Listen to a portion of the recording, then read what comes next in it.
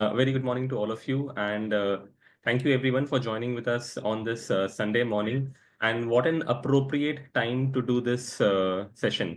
एक तरफ हमने बजट देखा, बजट के अंदर में बहुत सारी बातें सुनी, मिडिल क्लास का रिलीफ भी सुना, which was one of the most welcome aspect of the budget.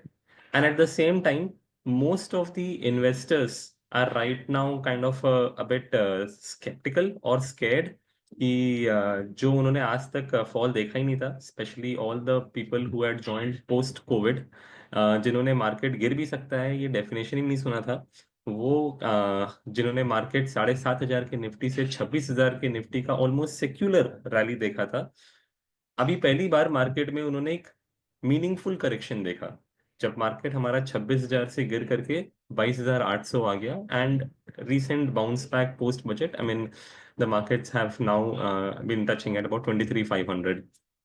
So the volatility has been very high. I mean, last few days we see that market goes up by 1% in a day, and then the other day market again falls by 1%. Almost every day for last 1 to 2 months, we are seeing FIIs pulling out money, and they have taken out record amount of money. At another junction, we see that Mr. Donald Trump has become the president of US, and time and again he's coming out with very bold and provocative statements कि मैं इस पे इतना sanction लगाऊंगा तो मैं इस पे ट्रेड वॉर स्टार्ट हो जाएगी, ये होगा वो होगा. He is deporting people, he is saying कि ग्रीनलैंड हमारा है, कनाडा हमारा है, and things like that is really creating, is making the markets really nervous. So amidst all of that amidst all of that, when we feel कि नहीं यार पता नहीं, समझ नहीं आ रहा मार्केट क्या, लगता है यार एक बार रुक जा, पहले मार्केट थोड़ा देखते हैं, समझते हैं, और उसके बाद निवेश करते हैं. So I thought कि this is the most appropriate time that we should be doing a session like this, wherein I can have none other than Mr. Ashish P. Somaiya. Ashish sir is one of the most distinguished speaker in the mutual fund industry. Ashish sir is the CEO of White Oak Capital Asset Management Limited, or White Oak Mutual Fund as we know it. Ashish sir has more than 20 years of experience in business strategy and management. Prior to White Oak, Ashish sir served for nearly 8 years as the MD and CEO of Motilal Oswal Asset Management Company, or Motilal Oswal Mutual Fund as we know it. Right from its infancy, Motilal went up from 1,300 crore of AUM in 2013 to 42,000 crore of AUM under the leadership of Ashish sir. And before Motilal Oswal, Ashish sir was heading the sales and distribution of ICICI Mutual Fund for their mutual fund, PMS, and real estate offerings. So Ashish sir holds a Bachelor of Engineering in Polymer Science from Pune University and a Master's in Management Studies in Finance from Narsi Munji, Mumbai University. So, a very warm welcome to Ashish sir. And sir, आज हमारे audience में हमारे partners हैं, and they are very keen to know from you कि market का क्या हो रहा है, मार्केट आगे क्या लगता है, बजट में ऐसी क्या विशेष बातें हुई जो कि हम जाकर के अपने क्लाइंट्स को बता सकें, and how can we reassure our people that perhaps this is the best time to get into the market. So over to you, Ashish sir. I can make you the host, sir, and you will be able to share your screen, run your presentation. I'm making you the host, and once the session is kind of done, sir, then you can make me the host again so that I can conduct the Q&A part of the session, sir. Sure. Thank you very much, Hitesh ji, and Phenomatic के सारे partners and clients को very good morning. Thank you for joining. आज के call में आप सभी अपना Sunday morning का टाइम निकाल के आए, उसके लिए बहुत बहुत धन्यवाद. अभी का जैसे हितेश जी ने आपको ऑलरेडी बैकग्राउंड दिया है, उस तरीके से हम लोग बजट में जिस तरीके से अनाउंसमेंट्स हुए हैं, तो बजट का इन्वेस्टर्स के लिए क्या इम्प्लीकेशन है, मार्केट अपडेट जो हितेश जी ने बताया कि भाई मार्केट काफ़ी वॉलेटाइल हो गया है. 2024 में तो काफ़ी एक तरफा मार्केट ऊपर चला, लेकिन जनवरी 2025, दिसंबर 24 और जनवरी 25 से दिख रहा है कि मार्केट में एक भारी करेक्शन देखने को मिल रहा है. एंड ऑफ कोर्स उसके साथ ही FIIs की सेलिंग, ट्रम्प प्रेसिडेंसी, ये काफी सारे वेरिएबल्स मार्केट में आ गए हैं। तो आगे जाके निवेशकों ने अपना प्लानिंग कैसे करना चाहिए, यहाँ से मार्केट में क्या एक्सपेक्ट करना चाहिए, इन सब चीज़ों के ऊपर हम लोग डिस्कशन करेंगे। सबसे पहले बजट की बात करते हैं। तो अगर आप देखें, कुल मिला के जितने भी लोग बजट को फॉलो करते हैं यहाँ पे, वैसे तो अ, हर एक आम निवेशक के लिए बजट को इतना फॉलो करना ज़रूरी नहीं है। लेकिन बजट में ऑफ कोर्स काफ़ी अनाउंसमेंट्स होते हैं, और सबके capital gains tax, income tax, ये सब चीज़ों को लेकर के सब लोगों के काफ़ी एक्सपेक्टेशंस भी होते हैं। तो इसलिए हम लोग बजट को बहुत ध्यान से देखते हैं। और फिर ये भी है कि भाई बजट के साथ साथ मार्केट का रिएक्शन ये सब भी देखना होता है। लेकिन इस बार जब बजट था पिछले सैटरडे को, तो एक चीज मैंने समझा, मुझे समझ में आया एक चीज, कि कभी भी बजट जब देखते हैं, तभी मार्केट का ये निफ्टी सेंसेक्स टिकर जो होता है, कभी ऊपर कभी नीचे, कौन सा सेक्टर ऊपर कौन सा सेक्टर नीचे। तो क्या होता है कि 11 बजे से 12 बजे बजट का अनाउंसमेंट हुआ, और फिर 3:30 बजे तक मार्केट ओपन था। तो मैं ये देख रहा था कि पूरा दिन निकल गया, मार्केट कभी ऊपर कभी नीचे, और मार्केट अपना मूड नहीं बना पाया कि भाई बजट अच्छा है या खराब है। अगर आप मार्केट को नहीं देखोगे और खाली बजट देखोगे, तो आपको लगेगा बजट अच्छा है। अगर आप मार्केट को देखोगे और बजट को नहीं देखोगे सैटरडे को, तो आपको लगेगा कि बजट में जरूर कुछ खराब आया है। सो ऐसा पूरे दिन कॉन्ट्रडिक्शन चलता रहा। मार्केट तो अपना मन नहीं बना पाया, लेकिन बजट एक्चुअली काफी अच्छा था। मार्केट को पिछले 2-3 साल से आदत पड़ गई है कि भाई बजट के दिन ये रेलवे, इंफ्रास्ट्रक्चर, पीएसयू, डिफेंस, यही सब अनाउंसमेंट होएगा, ऐसा लगता है लोगों को। लेकिन बजट तो बजट है, और गवर्नमेंट का बजट है, और गवर्नमेंट के जो प्रायोरिटीज है, और गवर्नमेंट को क्या चीजें हाईलाइट करना है, किस समय पे क्या हाईलाइट करना है, उसके अनुसार उसका स्पीच होता है। तो स्पीच 1 घंटे का स्पीच, इतना बड़ा बजट है, उसमें उतने सारे नंबर्स और इतने सारे चीजें हैं, उसको 1 मिनट 1 घंटे में वित्त मंत्री उसका भाषण देते हैं, और उस 1 घंटे में पूरा बजट कवर नहीं होता है। उस 1 घंटे में बजट में क्या क्या होगा वो कवर नहीं होता है। लेकिन वो एक एक घंटे का स्पीच सुन के मार्केट अपना ऊपर नीचे करता है। तो अगर आप मार्केट को देखोगे तो आपको लगेगा बजट खराब है, आप बजट को देखोगे तो आपको लगेगा बजट बहुत अच्छा है। तो खास बात यह है कि मार्केट का उतार चढ़ाव से ये मत डिसाइड करो कि बजट अच्छा है या खराब है। बजट एक्चुअली काफी अच्छा है। मार्केट जो है, उस 1 घंटे का स्पीच में मार्केट को कितना समझ में आया, मार्केट अपना क्या मन बनाया, उसको टाइम लगता है। अगर आप देखो, सैटरडे को मार्केट नीचे था, मंडे को भी नीचे था, फिर ट्यूसडे को मार्केट रिकवर होने लगा। क्योंकि हकीकत यह है कि जैसा मार्केट का चलन है, उतना खराब बजट नहीं है। और हमारे मार्केट का जो ऊंच नीच हो रहा है, वो जैसे हितेश जी ने बताया, हमारे मार्केट का ऊंच नीच ज्यादा अमेरिका की वजह से, एफआईआई की वजह से, उसकी वजह से हो रहा है। हमारे मार्केट में प्रॉब्लम हमारे मार्केट का या हमारे आर्थिक व्यवस्था का नहीं है। हमारे मार्केट के लिए और हमारे आर्थिक व्यवस्था के लिए जो भी चाहिए, वो बजट में है, और वो सब मार्केट में ठीक चल रहा है। मार्केट का जो वॉलेटिलिटी है, अभी भी आप देखिए, जैसे सितंबर 2024 में निफ्टी 26,200 पे था, वो पीक था जैसा हितेश जी ने बताया। उसके बाद 22,000 गए, फिर 23,000 रिकवरी हुआ। तो हम लोग का मार्केट का गिरावट जो है, वो हमारे मार्केट के रीजन से स्टार्ट नहीं हुआ था। हमारे मार्केट का गिरावट स्टार्ट हुआ जब ट्रम्प साहब के प्रेसिडेंट होने की बात हुई, और फिर उन्होंने सब वो जीत गए। फिर उन्होंने बोला कि भाई हम अमेरिका में टैक्स काटेंगे, अमेरिका में हम बहुत एआई में इन्वेस्टमेंट करेंगे, ये America, make America great again, America में सब कंपनियों का मैन्युफैक्चरिंग होएगा, सबको यहाँ पे हम इंपोर्ट नहीं करेंगे, इंपोर्ट करने पे टैरिफ लगाएंगे, अगर किसी को भी यहाँ पे अमेरिका में माल बेचना है तो सब फैक्ट्री अमेरिका में बनाना पड़ेगा। तो ये सब बड़े बड़े स्टेटमेंट्स, ट्रम्प साहब का विक्ट्री, और ये सब बड़े बड़े जो स्टेटमेंट्स है, इसकी वजह से पैसा लोग अमेरिका में लगाने लगे। इसकी वजह से डॉलर में एप्रिसिएशन आया। और जब डॉलर का दाम बढ़ता है, तो सीधी सी बात है कि रुपी का दाम गिरेगा।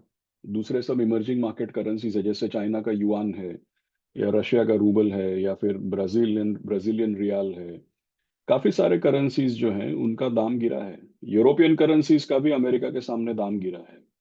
तो ये केवल इंडिया को लेकर के नहीं है, वर्ल्ड ओवर अमेरिका का मार्केट स्ट्रांग हुआ, अमेरिका का डॉलर स्ट्रांग हुआ, दूसरे कंट्रीज के करेंसी वीक हुए और दूसरे कंट्रीज के मार्केट्स गिरे। ये सब जगह है, ये खाली इंडिया को लेकर के नहीं है। तो हमारे पहला चीज आप ये समझिए कि हमारे मार्केट का जो गिरावट है उसका बजट से कोई लेना देना नहीं है। बजट एक्चुअली बहुत अच्छा है। अब मार्केट के ऊपर बाद में आएंगे, पहले बजट का पार्ट कंप्लीट करते हैं। सो बजट मैंने क्यों बोला अच्छा है, क्योंकि आप एक सिंपल भाषा में समझो कि गवर्नमेंट का जो फिस्कल डेफिसिट है, मतलब गवर्नमेंट का जितना, गवर्नमेंट का एक तो रेवेन्यू होता है, हम सब टैक्स भरते हैं, फिर गवर्नमेंट जीएसटी कलेक्ट करती है, गवर्नमेंट को पब्लिक सेक्टर एंटरप्राइजेस से डिविडेंड मिलता है। सो गवर्नमेंट के रेवेन्यू के एक्साइज कलेक्शन होता है फ्यूल के ऊपर, कस्टम्स ड्यूटी होता है। तो गवर्नमेंट के बहुत सारे रेवेन्यू रिसीट्स होते हैं। और ऑफ कोर्स गवर्नमेंट के खर्चे भी होते हैं, ब्यूरोक्रेसी का सैलरीज होता है, सब्सिडीज होता है, सारे इन्वेस्टमेंट्स करने पड़ते हैं गवर्नमेंट को, ये रेलवे बनाने का है, ब्रिज बनाने का है, डिफेंस का बहुत बड़ा, इतना बड़ा आर्मी है, नेवी है, एयरफोर्स है, डिफेंस का एक्सपेंडिचर होता है। सो गवर्नमेंट के कुछ रेवेन्यूज है, गवर्नमेंट के कुछ एक्सपेंडिचर्स है। और हमारे जैसे कंट्री में गवर्नमेंट का जो एक्सपेंडिचर है वो जनरली रेवेन्यू से ज्यादा होता है, क्योंकि बराबर है ना, सोशलिस्ट है हम लोग, डेमोक्रेसी है, गवर्नमेंट हमारा है, गवर्नमेंट को प्रॉफिट तो करने का नहीं है, प्रॉफिट करके क्या करेगा गवर्नमेंट, गवर्नमेंट तो हमारा ही गवर्नमेंट है। तो हमारे यहाँ पे गवर्नमेंट को प्रॉफिट नहीं करने का है, लेकिन बहुत बड़ा घाटा भी नहीं करना चाहिए। गवर्नमेंट को जो अपना बजट है उसको बैलेंस करके चलना चाहिए कि भाई जितना रेवेन्यू आता है उतना एक्सपेंडिचर करो। लेकिन इतना बड़ा देश है, इतना गरीबी है, तो हमारे कंट्री में हमेशा आपने देखा होगा कि गवर्नमेंट का एक्सपेंडिचर जो है वो रेवेन्यू से थोड़ा ज्यादा ही होता है, और फिर उसका वो लोग भरपाई करते हैं मार्केट से बोरोइंग करके, फॉरेन इन्वेस्टमेंट आता है, वो सब करके उसका भरपाई होता है। लेकिन कुल मिला के गवर्नमेंट का जो रेवेन्यू है वो एक्सपेंडिचर से थोड़ा कम ही होता है। उसमें कोई गलत बात नहीं है, बैलेंस करना चाहिए, प्रॉफिट तो नहीं करना चाहिए, लेकिन बैलेंस करना चाहिए। अब बैलेंस करने में 4% का, गवर्नमेंट ने क्या बोला पिछले साल, 4.8% का घाटा था, मतलब कि revenue was less than expenditure. और वो revenue was less than expenditure, उसका गैप कितना था, 4.8%। 4.8% ऑफ व्हाट, 4.8% ऑफ जीडीपी। हमारा जीडीपी जो है वो मेरे ख्याल में लगभग अभी 300 लाख करोड़ का होगा, 300 लाख करोड़ के आसपास, 325 लाख करोड़, इतना हमारा जीडीपी होगा। उसके ऊपर आप 4.8% पकड़ेंगे तो आपको समझ में आएगा कि करीब करीब 15 से 20 लाख करोड़ का गवर्नमेंट का रेवेन्यू माइनस एक्सपेंडिचर का जो घाटा था गवर्नमेंट का, 15 से 20 लाख करोड़ का था। करेक्ट। अब उसको लोग बजट में ये देखना चाहते हैं कि ये रेवेन्यू माइनस एक्सपेंडिचर, ये जो घाटा है उसको डेफिसिट बोलते हैं, वो कम किया कि नहीं। तो ये बजट में गवर्नमेंट ने क्या बोला कि भाई 4.8% का हमारा डेफिसिट था, उसको हम 4.4% करेंगे, मतलब डेफिसिट कम किया। ठीक है।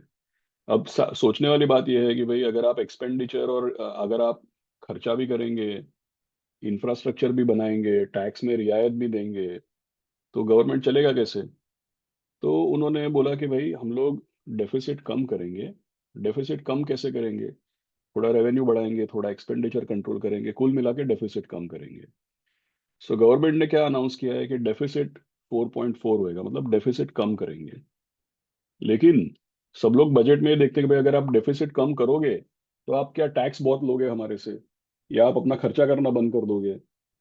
तो गवर्नमेंट ने बोला कि भाई हम डेफिसिट भी कम करेंगे, खर्चा भी जितना कर रहे थे उतना बरकरार रखेंगे, और आपको टैक्स में रियायत भी देंगे। तो मतलब जिसको आप बोल सकते हैं एक तरीके से कि परफेक्ट बैलेंस है। डेफिसिट भी कम किया, जो खर्चा, मतलब खर्चा का मतलब कि भाई हम ये नहीं चाहते कि गवर्नमेंट तरह तरह का सबको सब्सिडी बांट दे, ब्यूरोक्रेसी में खर्चा कर दे। That is not our main thing. Government का खर्चा मतलब कि we want government to invest in capital expenditure, मतलब ब्रिज बनाओ, रेलवे बनाओ, पोर्ट्स बनाओ, रास्ते बनाओ, स्कूल बनाओ, हॉस्पिटल, ये जो गवर्नमेंट हेल्थ इंश्योरेंस देती है, ये सब चीजें अच्छा अच्छा चीज कंटिन्यू करो। तो हम चाहते हैं कि गवर्नमेंट कैपिटल एक्सपेंडिचर करे, सोशल एक्सपेंडिचर मतलब हेल्थ एंड एजुकेशन करे। सो गवर्नमेंट ने इस बजट में कैपिटल एक्सपेंडिचर को बरकरार रखा है, बल्कि क्योंकि क्या है कि कैपिटल एक्सपेंडिचर मतलब रोड्स और रेलवेज और इंफ्रास्ट्रक्चर की हम बात करते हैं, तो गवर्नमेंट लगभग हर महीने 1 लाख करोड़ रुपए का, हर महीने 1 लाख करोड़ रुपए का इंफ्रास्ट्रक्चर इन्वेस्टमेंट गवर्नमेंट करती है। दिसंबर के महीने में 1,70,000 करोड़ रुपए का इंफ्रास्ट्रक्चर इन्वेस्टमेंट गवर्नमेंट ने किया है। लेकिन आप समझो कि अगर गवर्नमेंट को कैपिटल एक्सपेंडिचर या इंफ्रास्ट्रक्चर एक्सपेंडिचर करना है तो खाली चेक काटने से नहीं होता है ना। अगर गवर्नमेंट बोलेगी कि भाई इतना कैपिटल एक्सपेंडिचर करना है तो उतना रोड और रेलवे और ब्रिज और पोर्ट और ये सब बनना भी चाहिए ना। खाली चेक काटने से होता नहीं है। चेक काट के दे देंगे लेकिन ब्रिज तो जब बनेगा जब भी बनेगा ना। Right. So what we should keep in mind is that government हर महीने जितना केपेक्स करती है दे हैव प्रॉमिस्ड कि भाई इतना केपेक्स वो कंटिन्यू करेगा। पिछले कई सालों से इस गवर्नमेंट को लोगों ने अप्रिशिएट किया है क्योंकि इंफ्रास्ट्रक्चर में इन्वेस्टमेंट बढ़ा है। बहुत साल पहले, अगर आप 10 साल 15 साल पहले देखेंगे, तो गवर्नमेंट का सबसे बड़ा क्रिटिसिज्म क्या होता था कि गवर्नमेंट पूरा पैसा सब्सिडी में दे देती है, गवर्नमेंट पूरा पैसा ब्यूरोक्रेसी में दे देती है, गवर्नमेंट प्रॉफिलिगेट है, फिजूल खर्चा करती है। These were the criticisms few years back.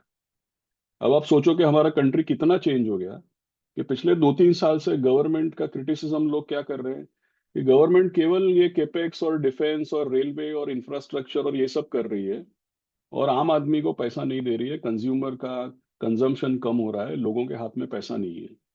इतना चेंज हो गया। पिछले 5-6 साल से गवर्नमेंट ने सब्सिडी भी सेम रखा है, सब्सिडी इंक्रीज नहीं किया है।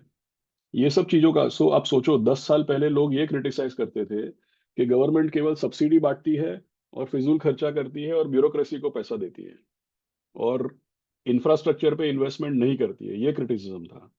अब ये उल्टा हो गया। अब लोग क्या बोल रहे हैं कि गवर्नमेंट का ध्यान केपेक्स और इंफ्रास्ट्रक्चर और ये सब चीजों पे है, इंडस्ट्री पे है, सब चीज पे है, लेकिन आम आदमी को गवर्नमेंट पैसा नहीं दे रही है। तो अब क्या है कि ये बैलेंसिंग करना पड़ता है गवर्नमेंट को। गवर्नमेंट की प्रायोरिटीज चेंज होते रहती है। इसलिए इस बजट में जब स्पीच आया तो आपने देखा कि पूरा स्पीच जो था वो उसमें सबसे बड़ा हाईलाइट था कि भाई गवर्नमेंट ने टैक्स रियायत दे दिया लोगों को। आप देखिए पिछले 2 साल से क्या चल रहा है, जितने इलेक्शन हो रहे हैं उसमें गवर्नमेंट गरीब लोगों के हाथ में और महिलाओं के हाथ में पैसा दे रही है। अभी अभी गवर्नमेंट ने 8th पे कमीशन अनाउंस किया है। तो 8th पे कमीशन में जितने सेंट्रल गवर्नमेंट एम्प्लॉयज हैं, जितने पीएसयू एम्प्लॉयज हैं, सारे लोगों का वेज रिवीजन होता है और ये 8 साल 7-8 साल में एक बार होता है। तो आप समझ सकते हैं कितना बड़ा इंक्रीज आएगा। और उसके बाद इस बजट में गवर्नमेंट ने जितने लोगों का इनकम 12 लाख के अंदर है उन सबका टैक्स माफ कर दिया है। तो 1 लाख करोड़ का टैक्स बेनिफिट गवर्नमेंट ने लोगों को दे दिया। सो क्या है कि पिछले थोड़े सालों से कोविड के बाद से खास करके गवर्नमेंट का टॉप प्रायोरिटी था कि हर साल केपेक्स को 20-25% बढ़ाया जाए और पूरा का पूरा पैसा इन्वेस्टमेंट अगर करेंगे तो जॉब क्रिएट होएगा, स्टील बनेगा, सीमेंट बनेगा, रोड बनेगा और हमारा इंफ्रास्ट्रक्चर इंप्रूव होगा। तो पिछले 3-4 साल से गवर्नमेंट का यही फोकस था कि हर साल केपेक्स को 20-25-30% कैसे इंक्रीज किया जाए। That was the main priority of the government. In this budget government ने 3 चीज किया है। डेफिसिट भी कंट्रोल किया है। सेकेंड थिंग, केपेक्स बहुत ज्यादा इंक्रीज नहीं किया है, थोड़ा इंक्रीज किया है, लेकिन केपेक्स भी, कैपिटल एक्सपेंडिचर और इंफ्रास्ट्रक्चर इन्वेस्टमेंट भी कंटिन्यू किया है। और साथ ही साथ गवर्नमेंट ने लोगों के हाथ में 1 लाख करोड़ का टैक्स बेनिफिट भी पास ऑन किया है। सो कुल मिला के it is a very very balanced, very very appropriate, very very positive kind of budget. इससे हमारे इकोनॉमी में जितना भी ग्रोथ है वो ग्रोथ कंटिन्यू होगा और साथ ही साथ कंजम्पशन को भी थोड़ा बूस्ट मिलेगा। और जैसा मैंने बताया, everything is not just restricted to the budget. There are many important things which government does outside the budget also. जैसे 8th पे कमीशन का अनाउंसमेंट किया तो 8th पे कमीशन तो अगले साल लागू पड़ेगा लेकिन आएगा पूरा एरियर्स के साथ। करेक्ट। सो 8th पे कमीशन में लाखों करोड़ का बेनिफिट पास होएगा। ये जो 1 लाख करोड़ का टैक्स बेनिफिट दिया है वो इस साल के लिए नहीं है, आगे जाके हर साल 12 लाख तक टैक्स नहीं भरना है, मतलब कंटिन्यूअसली उतना पैसा आएगा लोगों के हाथ में। करेक्ट। तीसरा चीज, हर एक स्टेट इलेक्शन जब हो रहा है तब लोगों के हाथ में पैसा दिया जा रहा है। सो आई थिंक इससे थोड़े समय में कंजम्पशन, वाइट गुड्स, ऑटोमोबाइल्स, ये सब चीजों का सेल्स बढ़ेगा। जैसे मेरे को याद है, अभी जैसे 8th पे कमीशन आया है वैसा 2008 में 6th पे कमीशन आया था। तो जब 6th पे कमीशन आया था तो मेरे को याद है तब तक का वो मारुति का बेस्ट परफॉर्मिंग क्वार्टर था, मतलब मारुति का सबसे हाईएस्ट सेल्स तब तक सिक्स पे कमीशन आने पे हुआ था। सो जब भी ये पे कमीशन वगैरह आता है, और ऑफ कोर्स गवर्नमेंट जैसे, और ये 1 लाख करोड़ पर ईयर लोगों के हाथ में दे रही है, ये सब चीजों से white goods, automobiles, high and जैसे ट्रैवल है, टूरिज्म है, ये सब चीजों का, लोगों का स्पेंडिंग और कंजम्पशन इंक्रीज होता है। सो कुल मिला के ये बजट का हाइलाइट्स था। बजट में कोई भी चीज नेगेटिव नहीं है।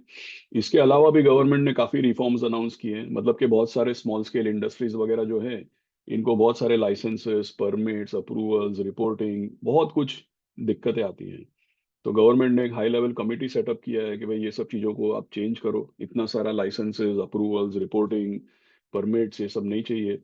बिजनेस को easy, ease of doing business करो। फिर आप जानते हैं गवर्नमेंट ने जो उड़ान स्कीम है, जो पूरे इंडिया में हर जगह पे एयरपोर्ट्स, अभी आप जानते हैं कि पहले कम एयरपोर्ट थे, अभी 140 के ऊपर एयरपोर्ट्स है इंडिया में। अब उसको ये लोग 200 के ऊपर लेके जाएंगे। तो आप समझ सकते हैं कि हर जगह पे अगर एयरपोर्ट्स बनेंगे तो ट्रैवल और टूरिज्म बढ़ेगा। जैसे पिछले थोड़े समय में मैंने देखा है, सबसे ज्यादा travel and tourism Uttar Pradesh में बढ़ रहा है, क्योंकि वहां पे सबसे ज्यादा एयरपोर्ट्स हैं। जैसे गुजरात में बहुत सारे एयरपोर्ट्स हैं। करेक्ट। सो वैसे हर जगह पे मैक्सिमम एयरपोर्ट्स बन रहे हैं, और उससे टूरिज्म बढ़ता है। Government hotel investment, home stage, ये सब चीज़ों में बढ़ावा दे रही है। फिर आप देखिए, जैसे पूरे दुनिया में एक्सपोर्ट्स इंप्रूव करने के लिए जैसे प्रोडक्शन लिंक्ड इंसेंटिव वगैरह होता है, तो उसका बड़ा आउटले है। ये चीज़ें सब गवर्नमेंट बजट के बाहर अनाउंस करती है, लेकिन बजट में इसका बहुत बड़ा आउटले है। ये सब चीज़ों से इलेक्ट्रॉनिक्स मैन्युफैक्चरिंग, केमिकल्स, ये सब चीज़ों में बहुत फायदा और बहुत इजाफा हुआ है। सो कुल मिला के बहुत ही पॉजिटिव बजट है। अब सेकंड पार्ट में आते हैं प्रेजेंटेशन के, जो हितेश जी ने बताया कि भाई फिर भी मार्केट थोड़ा खराब है, लोगों को इससे नर्वसनेस होती है। So I come to the second part, and here I need to share some data with you. तो जब जरूरत पड़ेगी मैं प्रेजेंटेशन बताऊंगा आपको। लेकिन मार्केट के बारे में दो तीन चीजें। सबसे पहला, जैसे मैंने ऑलरेडी क्लेरिफाई किया, कि हमारे मार्केट में जो गिरावट है, वो हमारे मार्केट के कारणों की वजह से बिल्कुल नहीं है। सितंबर में जब मार्केट पीक हुआ, और उसके बाद जब मार्केट गिरना शुरू हुआ, वो ट्रम्प ट्रेड जिसको हम बोल सकते हैं कि भाई ट्रम्प साहब जीतने वाले हैं, right wing business friendly president who is talking about cutting taxes, who is talking about big scale artificial intelligence investments, who is talking about bringing manufacturing back into America. So anybody who is talking about strengthening America's economy, strengthening America's business, and so-called making America great again, तो उसकी वजह से, मतलब मैं simple example देता हूँ यार, हमारे यहाँ पे महाराष्ट्र इलेक्शन के बाद अगर शेयर बाजार 5% ऊपर जा सकता है, तो भाई वो तो अमेरिका है। वर्ल्ड का सबसे बड़ा इकोनॉमी है, वर्ल्ड का सबसे बड़ा मार्केट है, और अगर वहां पे एक right wing business friendly president आता है, तो उनका मार्केट में रैली हो सकता है। तो उनके मार्केट में रैली आया और बहुत लोगों ने पैसा अमेरिका में लगाया, इससे अमेरिका का डॉलर अप्रिशिएट हुआ। और जैसा मैंने समझा, जब अमेरिका का डॉलर अप्रिशिएट हुआ है, तो वर्ल्ड ओवर बहुत सारे करेंसीज में डेप्रिसिएशन आया है, और वर्ल्ड ओवर काफी सारे मार्केट्स में गिरावट देखने को मिली है, केवल इंडिया अलग नहीं है। और इसी संदर्भ में हितेश जी ने आपको बताया था अबाउट FII फ्लो। तो दो तीन चीजें हमको समझना चाहिए, और हितेश जी ने बताया कि भाई बड़ा अमाउंट निकला है $20 बिलियन का। तो ये जो टेबल है यहाँ पे जो आपको दिख रहा है, इसके बारे में मैं आपको समझाता हूँ। ये क्या लिखा है? FII flow relative data with historical references. तो इसमें हमने देखा है कि भाई पिछले 10-15 सालों में सबसे ज्यादा FIIs का पैसा इंडिया से कब कब निकला है। तो आप देखिए, जैसे यहाँ पे जनवरी 2008, जब लेमन ब्रदर्स हुआ 2008-9 में, तो $15 बिलियन FII आउटफ्लो था। जब ये यूक्रेन में वॉर हुआ, तब $35 बिलियन का आउटफ्लो था। और अभी जब हम देख रहे हैं यहाँ पे, ये सितंबर 24 से लेके अभी तक $20 बिलियन का आउटफ्लो है। तो समझना चाहिए हमको कि 15 बिलियन, 20 बिलियन, 30 बिलियन जो भी है, ये बड़े बड़े अमाउंट्स निकले हैं जरूर। लेकिन आपको एक समझना चाहिए कि भाई, अगर मैं बोलूं कि मेरे अकाउंट में से 1 लाख रुपया गायब हो गया, तो 1 लाख रुपया बड़ा रकम है। लेकिन अगर मेरे अकाउंट में 100 करोड़ रुपया है और 1 लाख रुपया निकल गया, तो शायद मेरे को समझ में नहीं आएगा। मेरे अकाउंट में अगर 1 लाख रुपया है और 1 लाख निकल गया, तो जीरो हो जाएगा। 1 करोड़ है, अगर अगर 1 लाख निकला, तो थोड़ा कम असर पड़ेगा। तो समझना चाहिए ये कि भाई जब $15 बिलियन इंडिया से निकला था लेमन क्राइसिस में, तभी इंडिया का टोटल मार्केट का जो वैल्यू था, मार्केट कैपिटलाइजेशन जिसको बोलते हैं, वो $1 ट्रिलियन था। जब इंडिया से 35 बिलियन निकला, तब इंडिया का मार्केट कैप 3 ट्रिलियन था। आज जब 20 बिलियन निकला है, तो हमारा मार्केट का टोटल वैल्यू $5 ट्रिलियन है। तो भाई जितना बड़ा आपका मार्केट है, उतना बड़ा पैसा एफआईआई ने लगाया। और जितना बड़ा मार्केट है, उतना बड़ा पैसा लगाया, तो निकलेगा तब बड़ा ही निकलेगा ना। लेकिन आपको क्या देखना है कि भाई मार्केट का कितना परसेंटेज निकाला है। तो लेमन क्राइसिस जब हुआ, तो हमारे मार्केट का 1.5% एफआईआई आउटफ्लो था। जब यूक्रेन वॉर हुआ, तो हमारे मार्केट का 1.1% एफआईआई आउटफ्लो था। और अब की बारी अगर आप देखोगे, तो 5 ट्रिलियन में 20 बिलियन, मतलब हमारे मार्केट कैप का ओनली 0.4% निकला है भाई। ऐसा कोई मतलब यहाँ पे कोई बहुत बड़ा क्राइसिस नहीं हो गया है यहाँ पे, राइट। और मार्केट आप ऊपर से लेके नीचे तक देखो तो गिरा है 15%। तो भाई ये मैं आपको बोल दूं कि हर साल अपने ऊपर के लेवल से, एक बार कभी ना कभी अपने ऊपर के लेवल से हर साल मार्केट 10-15% गिरता ही है। ये तो ऐसे ही चलता है, इसमें नया बात कोई है नहीं। हर बार कारण अलग अलग होता है, लेकिन जब मार्केट में थोड़ा रिटर्न बनता है, फिर करेक्शन, फिर मार्केट ऊपर जाएगा, फिर करेक्शन।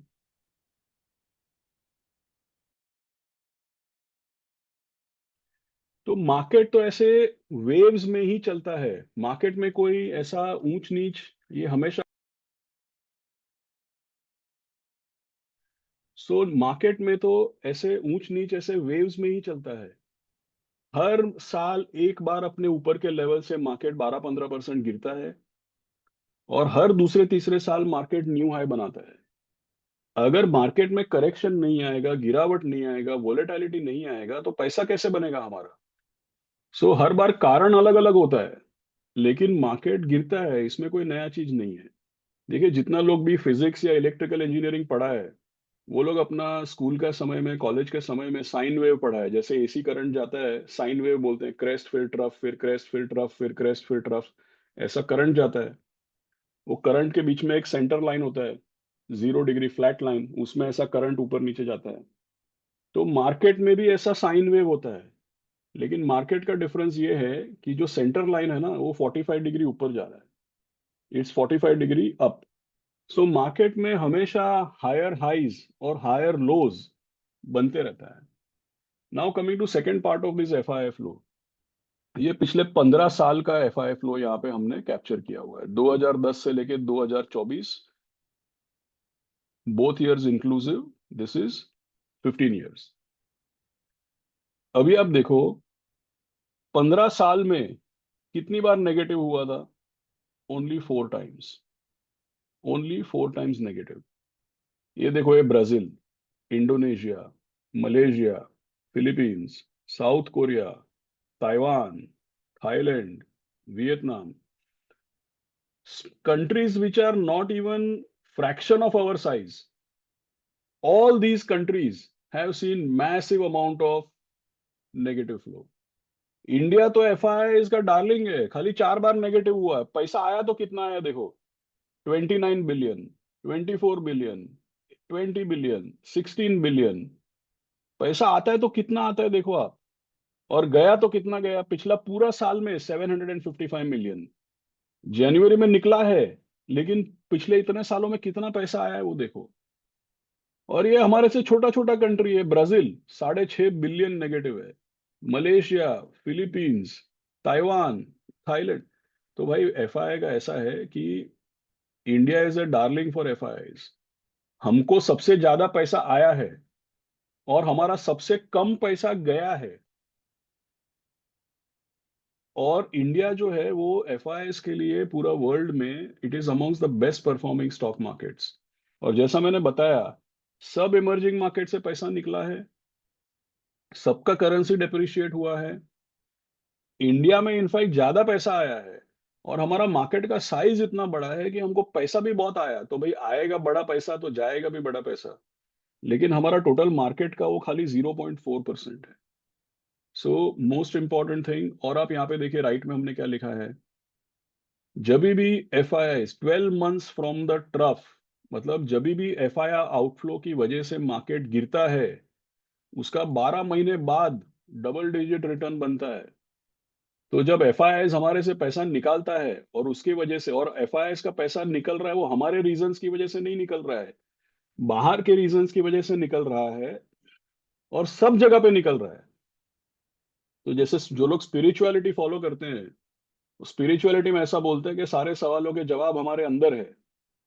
वो स्पिरिचुअलिटी में बराबर है, स्टॉक मार्केट में बराबर नहीं है। हमारा मार्केट जब गिरता है, एफआई का जब पैसा निकलता है, तो सब जवाब हमारे अंदर नहीं है। काफी सारा जवाब इसका ब्रह्मांड में है। इसलिए मैंने आपको बताया कि दुनिया में सब मार्केट गिर रहा है, खाली हमारा मार्केट नहीं गिर रहा है। तो ये डेटा क्या बताता है?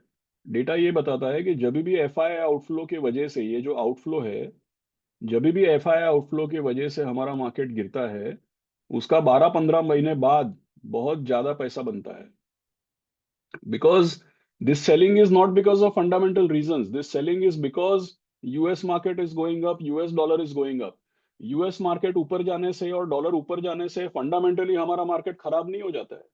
लेकिन ऑब्वियस है, अगर रुपी डेप्रिशिएट हो रहा है, मैं आपको बोलूं कि आप अमेरिका पैसा भेजो, आपको अगर अमेरिका पैसा भेजना है और आप देख रहे हो कि अरे हर हर हफ्ते में रुपया हाफ 8 आना गिर रहा है, तो आप बोलोगे अरे जल्दी भेजो यार, थोड़े दिन बाद भेजेगा तो और गिर जाएगा। और अगर आपको अमेरिका से इंडिया पैसा भेजना है, थोड़े दिन पहले $1 में 83 मिलता था, अभी $1 में 87 मिलता है, आप बोला थोड़ा और रुको, $1 में 90 मिलेगा। तो जब ये रुपी डेप्रिशिएट होता है ना, तो जो पैसा निकालने वाला है वो प्रीपोन करता है, जो पैसा डालने वाला है वो पोस्टपोन करता है। तो रुपी का वॉलेटिलिटी से एफआई आउटफ्लो होता है या एफआई का पैसा रुक जाता है। लेकिन वो हमारा फंडामेंटल प्रॉब्लम नहीं है। फंडामेंटली हम लोग सब अच्छा करने वाला है। Basically, whenever the market falls because of FI outflow, you should be actually willing to put money. क्योंकि ये करेक्शन का, हितेश ने स्टार्टिंग में वीडियो बताया कि सब लोग जब मार्केट में पैसा डालने का है तो करेक्शन का इंतजार करता है। जब करेक्शन आता है तो बोलता है रुको और करेक्ट होएगा। ऐसे नहीं होता है।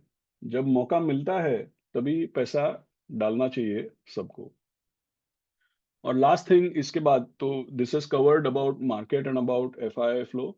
आई थिंक अवर मार्केट का जो फॉल है, that is not because of domestic reasons, it is all because of external reasons. That is something which you should keep in mind. Last thing which I will share with you, आने वाला समय में ये सब recovery कैसे होगा, तो मुझे ऐसा लगता है कि अमेरिका का जो मार्केट है, वो जितना लोग सोचते हैं उतना चलेगा नहीं अभी। क्योंकि एआई वगैरह का वहाँ पे एक तरीके से बबल बन गया है। जब भी कोई नया टेक्नोलॉजी आता है, जब भी कोई नया चीज आता है, उसका बहुत एक्साइटमेंट और यूफोरिया होता है।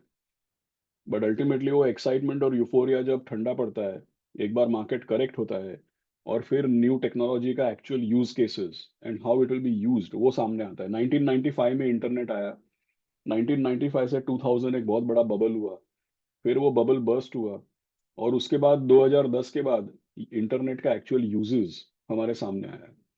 अगर आपको 1999 में कोई बोलता कि इंटरनेट पे ई कॉमर्स होएगा, जोमेटो और स्विगी और पेटीएम होएगा, तो आप बिलीव नहीं करते। 1999 में सबको लगता था इंटरनेट का मतलब है कि सब जगह राउटर लगेगा, ऑप्टिकल फाइबर का केबल लगेगा, यही इंटरनेट होएगा। करेक्ट। बट उसके बाद इंटरनेट पूरा वायरलेस हो गया, आपका फोन में आईओएस और एंड्रॉइड में आ गया। और इंटरनेट के real winners were not the Ciscos and the cable companies and the routers. The real winners were e commerce companies. तो एआई अभी नया चीज है। अभी सबको लगता है कि एआई आया तो एनवीडिया का चिप्स लगेगा, डेटा सेंटर लगेगा, पावर जनरेशन लगेगा। वो रियल यूज नहीं है। एआई का रियल यूज केसेस आपको 5 साल के बाद पता चलेगा। मैं ये नहीं बोल रहा हूँ कि इंटरनेट को 20 साल लगा तो एआई को भी 20 साल लगेगा। Human beings become faster and smarter. तो अगर इंटरनेट को अपने को रियल यूज केसेस निकालने को 20 साल लगा, तो एआई का रियल यूज केसेस निकालने को और अपने लाइफ पे उसका इम्पैक्ट आने को कम से कम 5-7 साल तो लगेगा ना। अभी तो लोगों को एआई समझ में आ रहा है, वो रियली किधर यूज होएगा लोगों को पता नहीं है। सो आई थिंक ये अमेरिका में एक एआई के नाम पे बड़ा रैली चल रहा है। आई थिंक वो करेक्शन होने वाला है, अमेरिका का डॉलर भी गिरने वाला है।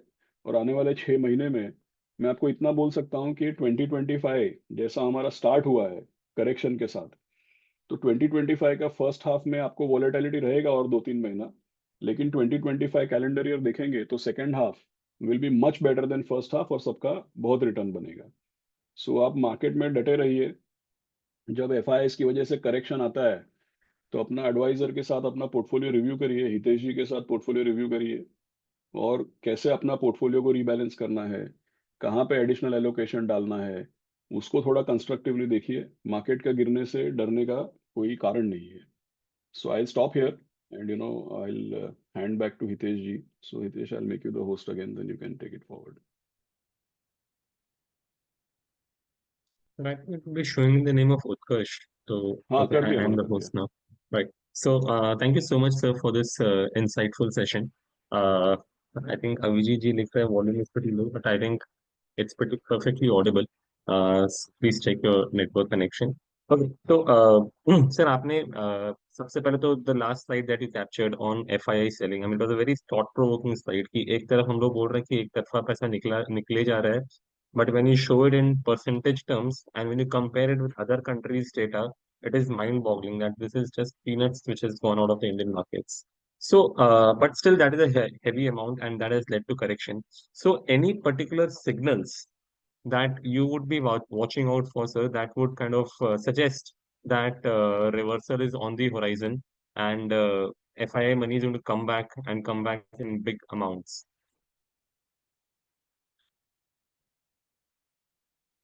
Sir, आप म्यूट करो. I would urge you to repeat your question, but मैं क्या बोल रहा था कि FI मनी, जैसे मैंने बताया ना लास्ट में, कि भाई यूएस का मार्केट में एक तरीके से बहुत भारी तेजी है, और उसकी वजह से जब पैसा यूएस में जाता है तो डॉलर अप्रिशिएट होता है। इसी वजह से इंडिया में FI फ्लो आउटफ्लो भी हो सकता है और फ्रेश इनफ्लो पोस्टपोन भी हो सकता है, because the rupee is unstable. So net net मुझे क्या लगता है कि इस साल कहीं ना कहीं पे यूएस डॉलर और यूएस मार्केट करेक्ट होएगा और एफआई फ्लो रिवर्स होएगा। So we are likely to witness strong flows in the second half में भी। Exactly, sir. We were looking at the valuations of the US market, and we जी were seeing that they are currently trading at about 29 price to earning, मतलब which जी is like extremely high. I mean, हम India को इतना P ratios नहीं देते हैं, और US with जी। such a huge economy is trading at 29 P ratios. How far is that sustainable? हाँ ऑफ कोर्स, सी ये लोग क्या है, एआई में इतना इन्वेस्टमेंट कर रहे हैं, उसका तो आपने बोला पी इज वेरी हाई, तो Yeah, ई तो है, राइट। वो ई इतना ग्रो नहीं होने वाला है इनका, क्योंकि ये लोग एआई में इतना इन्वेस्टमेंट डाल रहे हैं, वो इन्वेस्टमेंट पे इनको रिजल्ट नहीं आएगा। करेक्ट। आप देखो पिछला 3 दिन में हमारा बात करने का इंतजार नहीं कर रहा है, 3 दिन पहले गूगल का रिजल्ट आया। तो गूगल का जब रिजल्ट आया तो उसको यही पूछा, तुम हर साल $80 बिलियन एआई का इन्वेस्टमेंट कर रहा है, उसका रिटर्न किधर है? रिजल्ट के बाद गूगल का स्टॉक गिर गया। सेम थिंग अमेजोन का रिजल्ट में हुआ। आप देखो पिछला 2-3 दिन से नैस्डैक में यही हो रहा है। सो अमेरिका का मार्केट का करेक्शन हैज ऑलरेडी स्टार्टेड। आप बोल रहे हो पी मल्टीपल बहुत हाई है, और उसका जो पी मल्टीपल हाई है और उसका जो नीचे पी मल्टीपल हाई है बराबर है, लेकिन डिनोमिनेटर में ई होता है ना, ईपीएस, वो ग्रो नहीं होने वाला है। क्यों ग्रो नहीं होएगा? बिकॉज इतना इन्वेस्टमेंट कर रहा है उसके ऊपर, उनको रिटर्न नहीं मिलने वाला है कुछ। मतलब मिलेगा तो 5-7 साल के बाद मिलेगा, अभी तो नहीं मिलेगा, right. So I think that US market is in for a correction. right, sir. Sir, in the light of budget as well as the eighth pay commission that you talked about, which will जी hit us in the next year, which जी। all particular sectors you think will be positively affected? I mean, and people and investors can make money in those particular sectors. सी जैसा मैंने बताया already, white goods, high and consumption या discretionary consumption, जैसे मैंने बोला travel, hotels, tourism, right, ये सब चीजों के ऊपर ध्यान देना चाहिए। All right. Okay. Sir, a lot of people are currently saying कि देखो भी तो करेक्शन चल रहा है तो अभी करेक्शन और होएगा.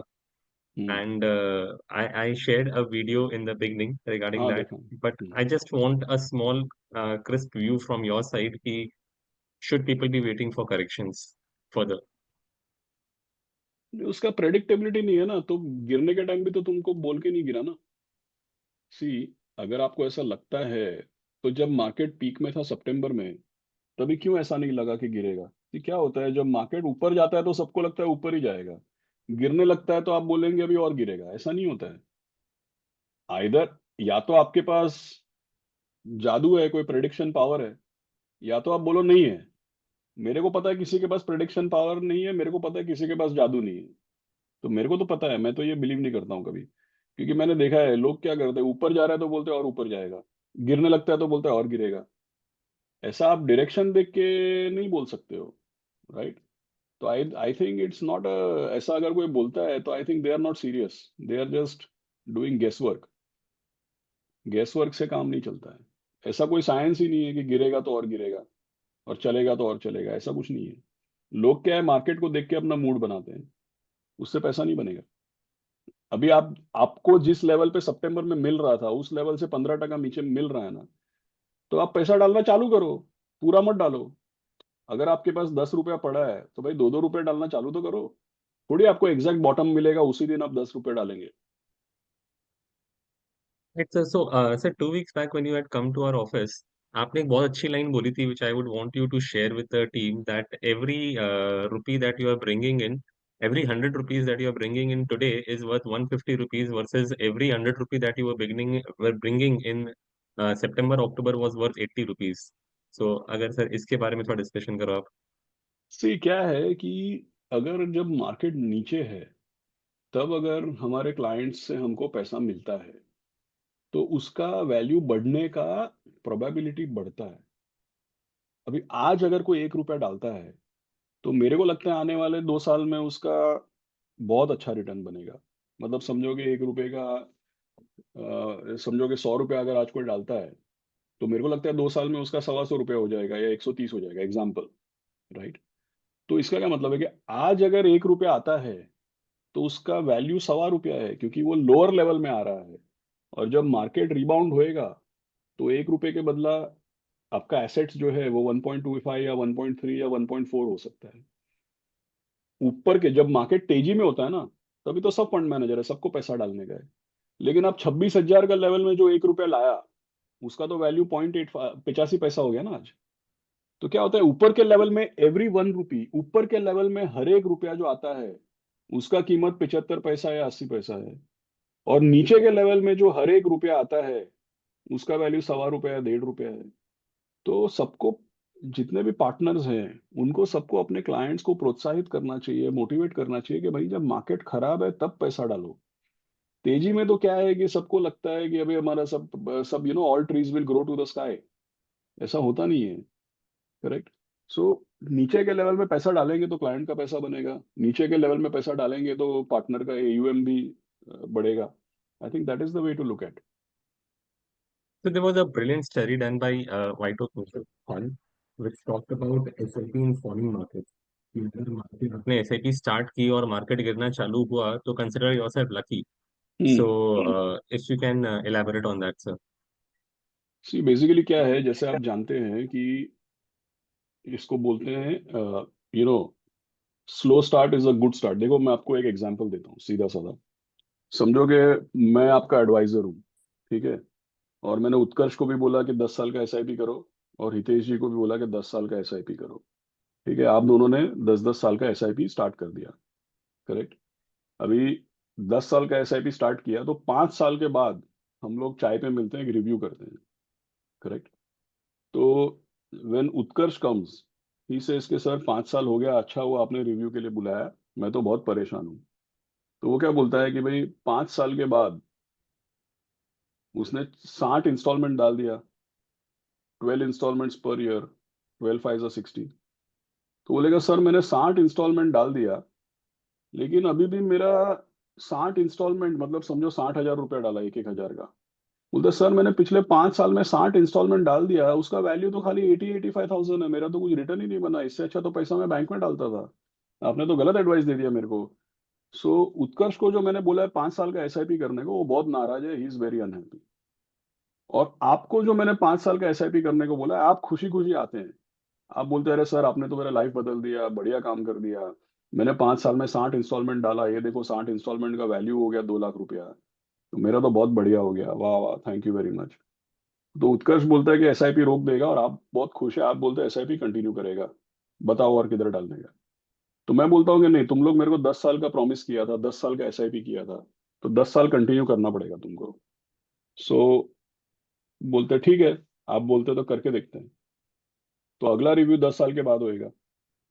अभी 10 साल के बाद जब आप लोग दोनों आते हो मेरे पास, तो आप बताओ उत्कर्ष का पोर्टफोलियो का रिटर्न ज्यादा होएगा कि आपके पोर्टफोलियो का रिटर्न ज्यादा होएगा, किसके पोर्टफोलियो का रिटर्न ज्यादा होएगा, बताओ मेरे को आप। योर स्टडी सजेस्ट कि Utkarsh will be the winner there. See generally लोगों को क्या लगता है कि हितेश जी का पोर्टफोलियो पहला 5 साल में बहुत अप्रिसिएशन दिया, तो उसका रिटर्न अच्छा आएगा। और उत्कर्ष का तो ठीक है, स्टार्टिंग ही खराब हो गया है, तो उसका क्या रिटर्न बनेगा अभी? करेक्ट। बट इन रियलिटी अगर आप पूरा मैथ्स करोगे तो ये बताता है कि 10 साल के एंड में Utkarsh will be the winner, his portfolio will have a higher value.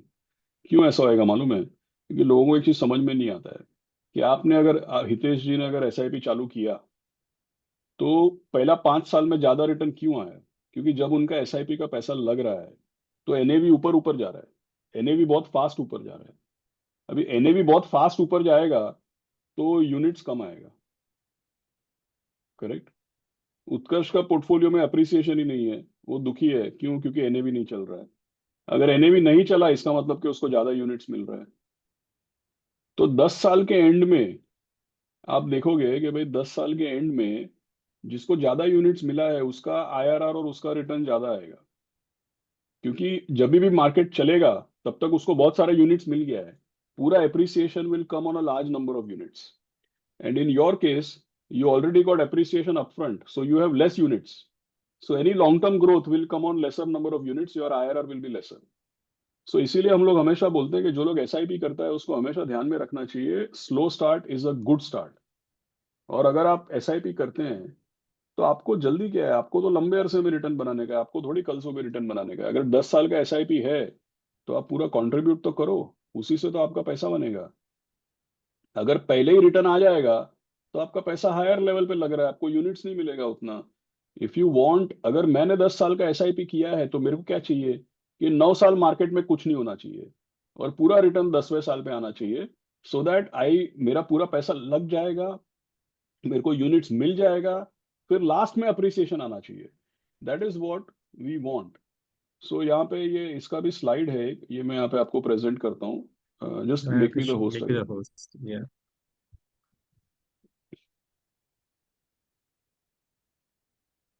right, sir.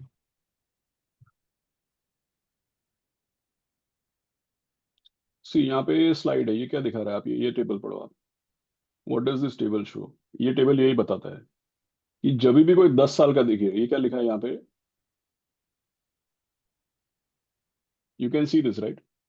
Right, right, right, sir. ये क्या दिखा रहा है यहाँ पे? Total 10 year SIP average return IRR.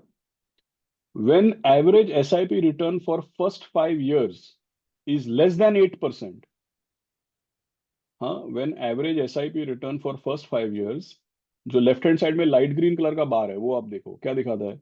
When average return for first 5 years was less than 8%, तो 10 साल के एंड में उसका रिटर्न आता है 18.7%। और जिसका पहले 5 साल में 8% से ज्यादा आया उसका 10 साल के एंड में आता है 15%। Correct.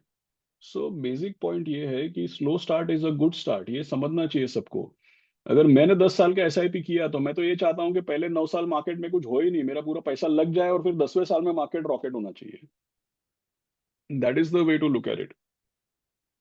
So actually, sir, I was kind of discussing this at my home, or and my daughter, she's आप एक 11 year मैं old. आपको एक एग्जांपल देता हूँ, समझो मेरे को Okay. जाने का है मुंबई से दिल्ली ट्रेन में। हम्म? जब आपको मुंबई से दिल्ली ट्रेन में जाने का है, तो क्या प्रॉब्लम क्या होता है मालूम है? जब ट्रेन स्टेशन पे आती है ना, हाँ समझो आप स्टार्टिंग पॉइंट पे खड़े हैं, जब ट्रेन स्टेशन पे लगती है तो 15 मिनट के लिए ट्रेन स्टेशन पे लगती है। अभी मुंबई में दिल्ली का ट्रेन बॉम्बे सेंट्रल से स्टार्ट होता है। मैं गोरेगांव में रहता हूँ, मेरे को गोरेगांव से बॉम्बे सेंट्रल पहुंचने को 1 सवा घंटा लगता है। हम्म। अभी मेरे को मेरे को ट्रेन पकड़ने के लिए बॉम्बे सेंट्रल जाने का है। मेरे घर से बॉम्बे सेंट्रल जाने को मेरे को 1 से 1.25 घंटा लगता है। समझो मैं लेट निकला, समझो मेरे को उधर जाने के लिए लोकल ट्रेन नहीं मिला, समझो लोकल से आउट स्टेशन प्लेटफॉर्म क्रॉस करने में भीड़ है, कुछ भी हो सकता है। तो 16 घंटे का जर्नी है और ट्रेन प्लेटफॉर्म पे खड़ी रहती है 15 मिनट के लिए। समझा? 16 घंटे का जर्नी है, ट्रेन प्लेटफॉर्म पे खड़ी रहती है 15 मिनट के लिए, वो भी मुंबई सेंट्रल में। अगर मैं बोरीवली से ट्रेन पकड़ेगा ना तो 3 मिनट खड़ा रहेगा खाली। हम्म? तो 16 घंटे का मेरा जर्नी है, ट्रेन प्लेटफॉर्म पे खड़ी रहती है 3 minute.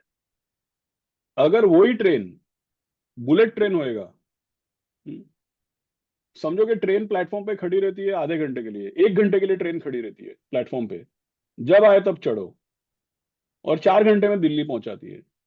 What is better for you?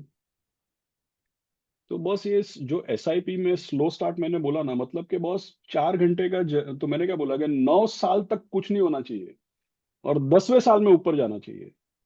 मतलब क्या है कि पूरा दिन ट्रेन आराम से स्टेशन पे खड़ी है, जब चाहिए तब तुम आओ, तुम आराम से बैठोगे, चाय पानी ऑर्डर करोगे, अखबार पढ़ोगे, आराम से बैठे हो तुम स्टेशन पे, चालू हुआ ना तो 4 घंटे में दिल्ली। ऐसा चाहिए ना अपने को।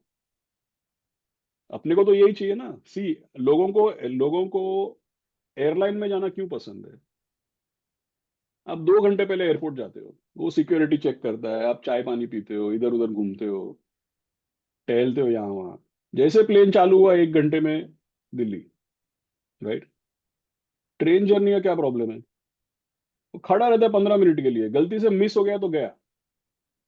खड़ा रहता है 15 मिनट के लिए और जर्नी 16 घंटे है। राइट। तो एसआईपी में ऐसा आपको सोचना चाहिए कि भाई अगर ट्रेन खड़ा है आराम से, तुम डालते जाओ अपना यूनिट्स, खड़ा है ट्रेन आराम से, और सीधा एंड में अप्रिसिएशन आएगा। तो अपने को तो यही चाहिए ना। अपने को थोड़ी चाहिए कि मैं डालता हूँ वैसे ट्रेन चालू हो जाए। छूट जाएगा ट्रेन तुम्हारा। Sorry, you are saying right about sir. Your daughter. हाँ sir, so I was just sharing this small anecdote sir, कि मैं और मेरी वाइफ घर में ऐसी बातें कर रहे थे about this SIP in falling markets is good, as slow start is good, and my daughter was overhearing. तो उसको तो इतना समझ नहीं आता है, 11 year old. She only gave me one line conclusion कि पापा, जिस मूवी में हीरो ज्यादा पिटता है शुरू में, वही मूवी हिट होती है। It's like that only. Right. So, coming to your questions on the chat, sir. देखिए sir, on the same line, जैसे आशीष सर ने कहा कि the latter half of this year में we can expect good returns. तो जैसे लोग query करते हैं अभी कि पैसा कब डालना है, कब वेट करें, तो आई थिंक सर ने ऑलरेडी एक्सप्लेन कर दिया है कि जून से पहले आपको जितना पैसा डालना है डालो। अभी अगर लमसम है तो जून तक का एसटीपी करके डालो, बिकॉज चैट बॉक्स में क्वेरी आया हुआ है कि लमसम है तो कैसे डालना है। लमसम है तो आप आज डेट में कीजिए एंड इक्विटी एसटीपीज कीजिए जून तक के लिए। एसआईपीज है तो आप एसआईपीज में टॉपअप कीजिए जून तक के लिए, सो दैट मैक्सिमम यूनिट आप अपना डिप्लॉय कर सको जून तक। Right. Sir, one last question. One last question, sir. Ki, ji. of late, and especially from White Oak, one constant communication messaging that we've been hearing is that asset allocation is very, very important, and a product like multi-asset allocation fund should be part of everyone's portfolio. एक जो हमने एक notion बना रखा था कि multi asset allocation fund is more for moderate investors जिनको SWP चाहिए, but somehow from all your communications what we now gather is कि it is something which should be part of every portfolio, whether lump sum or SIP, whether for moderate or for an aggressive investor. So if you can throw light on that, sir.